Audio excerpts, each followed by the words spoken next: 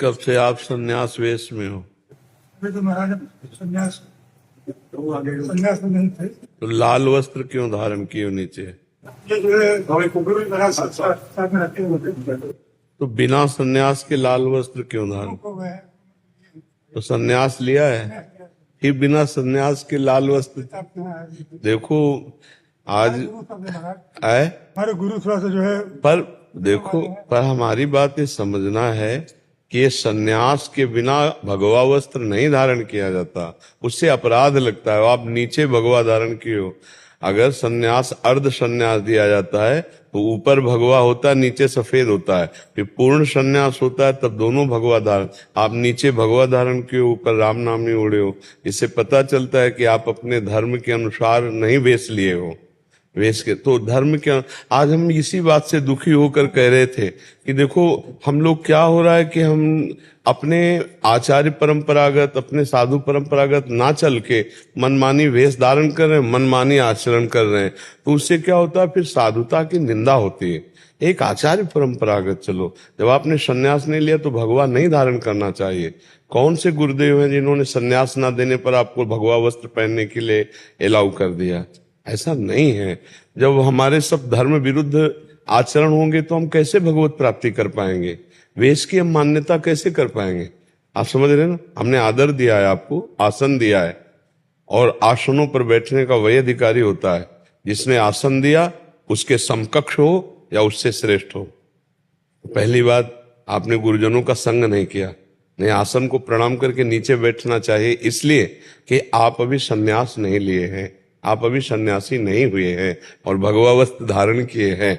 इसलिए आपको पहली दृष्टि में ही, पर हमने आपका आदर इसलिए किया कि वेश भगवान का स्वरूप होता है, पर आपने वेश भी तो गुरु भगवान से नहीं लिया है ना।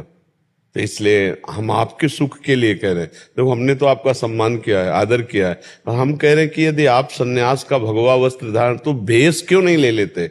आप मंत्र क्यों नहीं ले लेते? सन्यासी क्यों नहीं बन जाते? हम सन्यासी हो नहीं, सन्यासी का वेश धारण क्यों? यही आज हमारे देश में पाखंड की वृद्धि कर रहा है। लाल वस्त्र पहने, पूछो किससे लिया? कोई मतलब नहीं। अपने आप पहन लिया, अपने आप मांग रहे हैं, अपने आप ऐसा कर। ये वेश मंगतों का वेश नहीं है, ये बादशाहों का वेश है। 20 मिनट के लिए भिक्षुक बन करके 4 घरों में 4 रोटी मांग ली, जीवन भर के लिए बादशाह है। ये थोड़ा समझना पड़ेगा इस विषय में। नहीं तो गुरुजनों की शरण में हो, अगर सन्यास में हो तो आपको त्रिपुंड लगाना चाहिए। सन्यास में हो तो गुरु का भेष धारण करना। ना आपने गले में रुद्राक्ष की कंठी पहनी, कहाँ कंठी कहाँ है? कंठी है कंठी जो है नीचे है। कहाँ? फिर से बने गए थे ना, वो तो निरंतर कंठ से लगी रहती। फिर भी हम आपसे स्वागत करके कह रहे हैं, आप गुरु से नियमानुसार वेश धारण करो। आपके चरणों में आना चाह रहे हैं। नहीं, हम तो आपको केवल सलाह दे रहे हैं कि गुरु की शरण में हो, आचार्य परंपरा से चलो।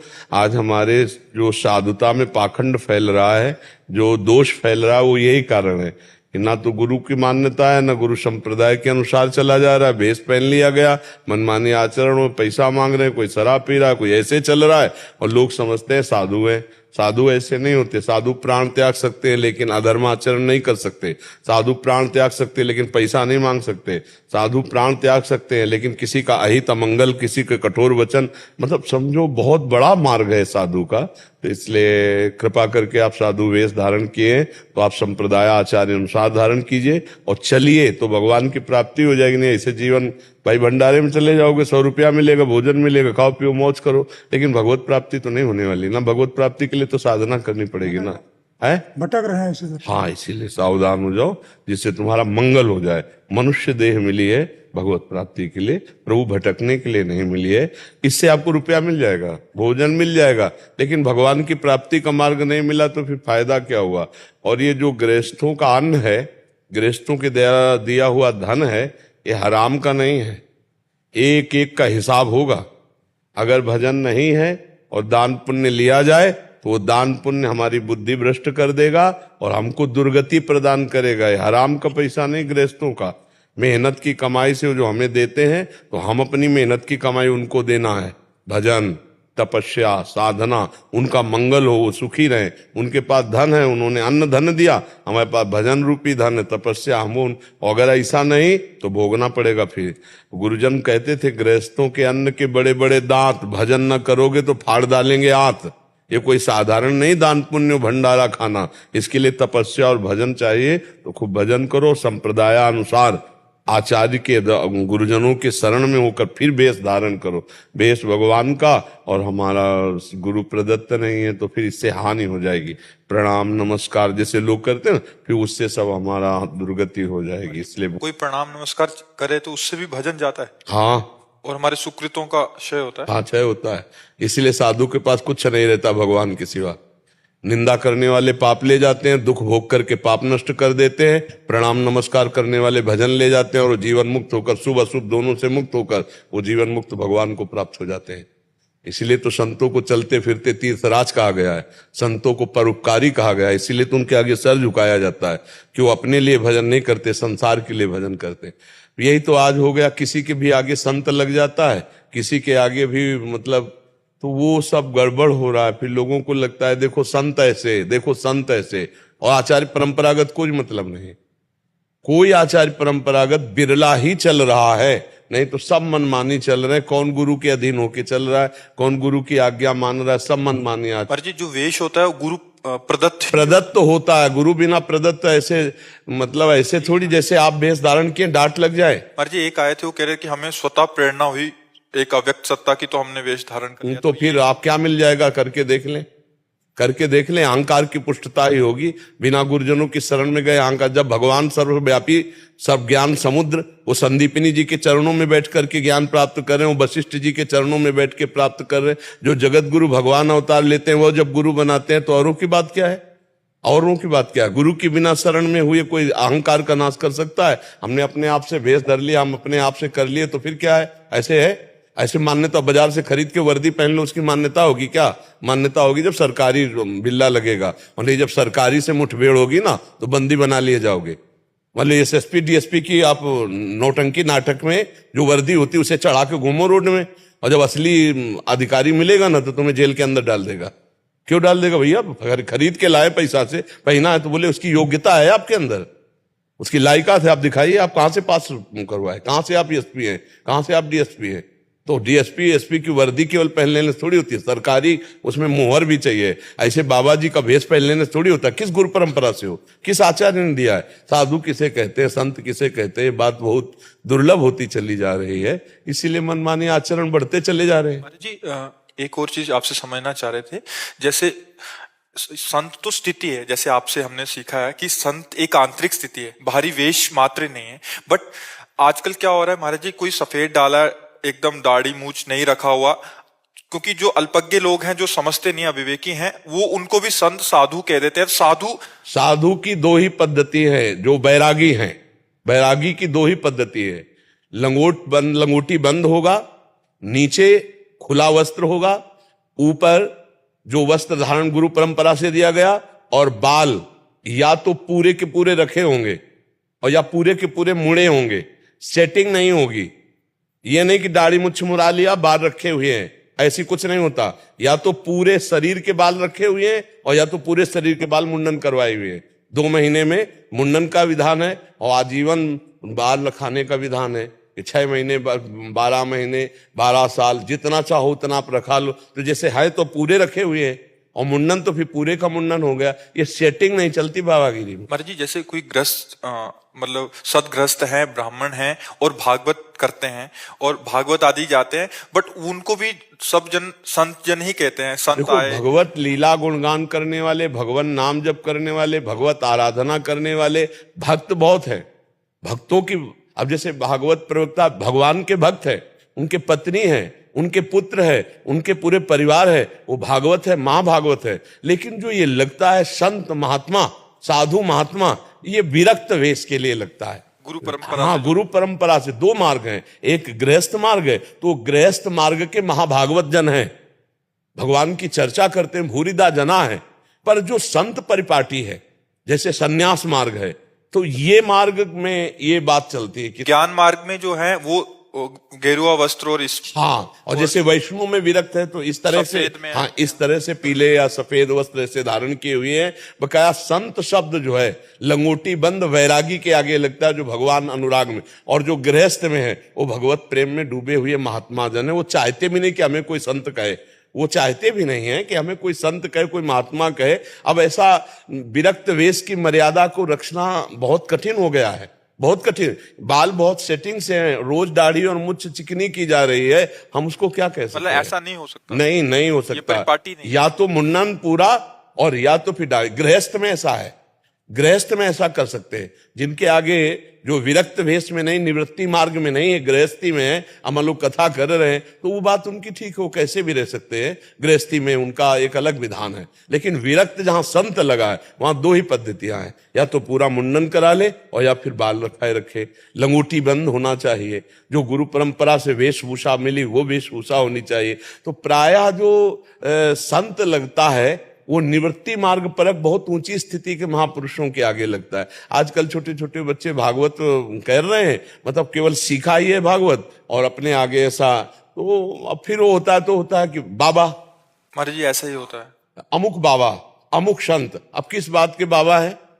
बाबा संत लगता है जो विरक्त है, जो विरक्त निवृत्ति मार्ग परक है। निवृत्ति मार्ग परक तो है नहीं। ये दोनों का भेद नहीं समझ आ रहा। हाँ, तो इसीलिए तो फिर जब गालियां पड़ती हैं तो फिर पूरे संतों को गालियां पड़ती है, किसी के आगे भी। तो ये आचार्य परंपरा से गृहस्थ का जो आश्रम है उसका ये गुरु आश्रम है, विरक्त मार्ग, संन्यास मार्ग। तो कोई किसी भी गृहस्थ के पास जा, चाहे जितना बड़ा गृहस्थ हो, चाहे जितना जगत पूज्य हो, जब संत भगवान पधारेंगे तो उनका आदर करेंगे, उनका चरणोदक उतारेंगे, उनको नमन करेंगे, ऐसा करेंगे। अब जैसे अब यहाँ कोई गृहस्थ महाभागवत आता है, हम उसको प्रणाम करते, नमस्कार करते, पर उनकी पद्धति होती है कि हमसे श्रेष्ठ है, ये विरक्त मार्ग के पथिक है। जो भी आते हैं आप उसको दंडवत करते हैं, बट आप भी। हाँ, तो विरक्त मार्ग का भाव है। निवृत्ति मार्ग जो है वो गृहस्थ आश्रम का गुरु आश्रम माना जाता है, तो शुरू से चला आ रहा है ऐसा।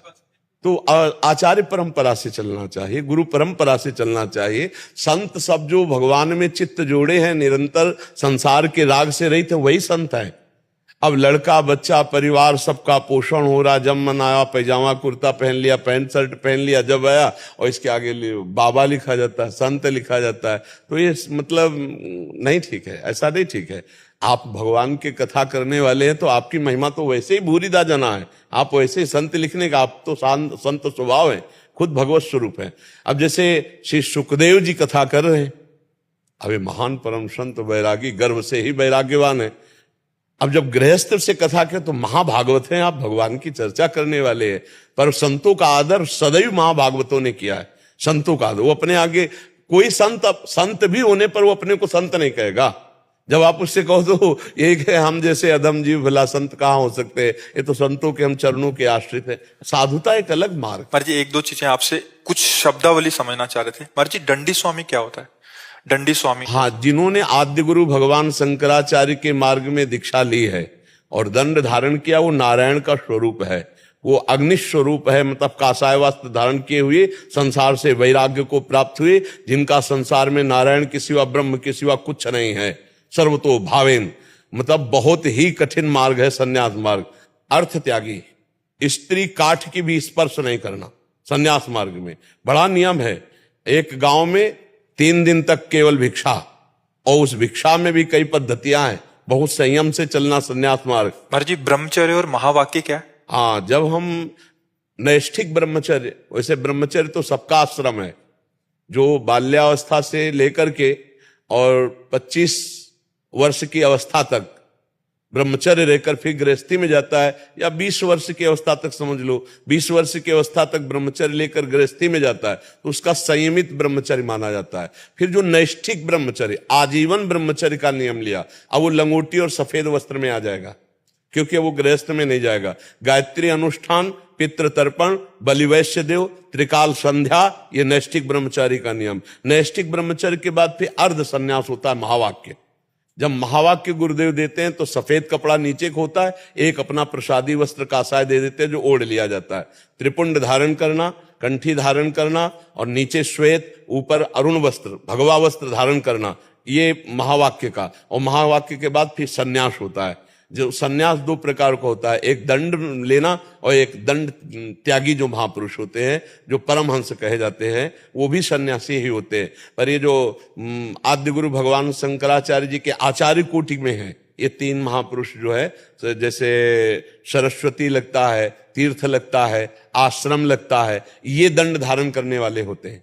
फिर आगे पूरी गिरी भारती कई तरह के महापुरुषों का 10 नामी भगवान शंकराचार्य जी के शिष्य, तो फिर उसमें सन्यास होता है। नैष्ठिक ब्रह्मचर्य के बाद महावाक्य और महावाक्य के बाद सन्यास होता है। वो सन्यासी मोक्ष स्वरूप भगवान नारायण का स्वरूप माना जाता है। जैसे दंड लिए खड़े हो, तो कोई चाहे कल दंड लिए हो और हम चाहे 50 वर्ष से साधना कर रहे हैं, लेकिन उठ के खड़े होकर उनके चरणों में झुकना एक कर्तव्य है, जब वो दंड धारण किए हुए हो, और वो ब्रह्म ऋषि को ही प्राप्त होता है। कल परसों कोई आए थे आप, इसलिए हाँ, तो वो जो शास्त्रीय पद्धति है कि वो हर वैष्णव चाहे जो कोई हो उठकर खड़ा हो जाएगा, उनका सन्यास का आदर करेगा, क्योंकि नारायण स्वरूप है। और वैष्णव पद्धति में है कि 2 मार्ग हैं। अब जैसे नैष्ठिक ब्रह्मचर्य से वो गृहस्थ मार्ग में गया, तो वो गुरु से दीक्षा लेकर के घर गृहस्थी में भजन करते हुए भगवत प्राप्ति करेगा। और एक है विरक्त मार्ग में, तो विरक्त मार्ग में जो गुरुदेव भेष देते हैं, उसी का आजीवन निर्वाह करते हुए जो गुरुजी मंत्र उपासना देते हैं, अपनी वैष्णव पद्धति से चलना, पर विरक्ति में कोई कमी नहीं। जैसे वो सन्यास में विरक्ति है, ऐसे ही सन्यास में विरक्ति है। ये भी सन्यास है, वैष्णव में भी सन्यास है। जो सर्व कर्मों को भगवत समर्पित है, वो सर्व कर्मों का त्याग है। वहां सब संबंधों का त्याग है, यहाँ सब संबंधों का समर्पण। सबकी ममता ताग बटोरी, ममपन बने बांध बर डोरी। पर दोनों वैराग्य की चरम सीमा, और वो आत्मरति को प्राप्त होते हैं, भगवत रति को प्राप्त होते हैं, पर विरक्ति दोनों की ही होती है। महाराज जी, पंडित किसे कहते हैं? पंडित जो शब्द आता है वो ब्रह्म ज्ञानी का आता है। विद्या विनय संपन्ने ब्राह्मणे गविहस्तनी स्वनीच सुपाकेचा पंडिता समदर्शिना। जो समदर्शी सर्वत्र भगवान का बोध प्राप्त किए, उसे पंडित कहते हैं, वही ज्ञानी है। पंडिता समदर्शिना, पंडित उसे कहते हैं जो सर्वत्र भगवान का अनुभव कर लेता है। पर जी हम गांव आदि में तो ये देखते थे, जो ब्याह आदि कराते हैं उनको हम पंडित जी कहते थे। हाँ, कहते हैं, पर पंडित शब्द की जो व्याख्या है गीता के अनुसार, विद्या विनय संपन्ने, देखो इसमें ब्राह्मणे भी है। जो विद्या विनय संपन्न ब्राह्मण में, गाय में, हाथी में, कुत्ते में, चांडाल में एक ही परमात्मा को देखता है, उसे पंडित कहते हैं। जो समान भाव से सबको देखता है, उसे पंडित। पंडित शब्द की व्याख्या है। पर गांव में हाँ पंडित जी उनको भी कह देते हैं। हाँ, पंडित पर शब्द ज्ञानी महापुरुष के लिए है, जो सर्वत्र ब्रह्म दर्शन कर रहा है। उसमें जाति पक्ष की बात नहीं है, वो ज्ञानी महापुरुष है। तो प्रेम और ज्ञान एक ही बात है। जो पराबोध तत्व है आत्मरति, वो और भगवत प्रेम, ये एक ही स्थिति है। प्रेम में अद्वैत स्थिति आती है और ज्ञान में भी अद्वैत स्थिति आती है। प्रेम में अद्वैत प्रेम करने वाला नहीं रहता, केवल प्रेमास्पद रहता है। और ज्ञान में दूसरा कोई नहीं रहता, केवल मैं रहता है। वो शुद्ध मैं ब्रह्म स्वरूप ही है। दोनों चरम सीमा के, इधर ब्रह्मबोध और इधर प्रेम, इसलिए दोनों को पंडित कहा गया। जी एक लास्ट मर्जी हम जैसे बीए आदि करते हैं, बीएससी करते हैं, वैसे ही शास्त्रीय ज्ञान जो होता है तो एक शास्त्री हो जाती है और एक आचार्य होती है। तो आचार्य, बहुत सारे आचार्य भागवत जी करते हैं, तो इसलिए उनको भागवताचार्य कहा जाता है, या किसी के आगे शास्त्री। पर ये पढ़ाई लिखाई का है, लेकिन जो आचार्य हैं वो अवतार लेते हैं। जैसे भगवान निम्बारकाचार्य, भगवान वल्लभाचार्य, श्री हिताचार्य, श्री स्वामी हरिदास जी, आद्य गुरु भगवान शंकराचार्य, ये जो आचार्य अवतरित होते हैं, ये साक्षात भगवान का स्वरूप होते हैं। और ये जो आचार्य लगता है, पढ़ाई वाला आचार्य लगता है। हाँ, ये पढ़ाई वाला आचार्य, वो अवतारी आचार्य है। आचार्य और भगवान में इतना किंचन मात्र अंतर नहीं है। पर ये जो शास्त्री और आचार्य लगता है, ये व्याकरण के द्वारा जो पढ़ाइयां उनकी डिग्रियों में लगता है। जी।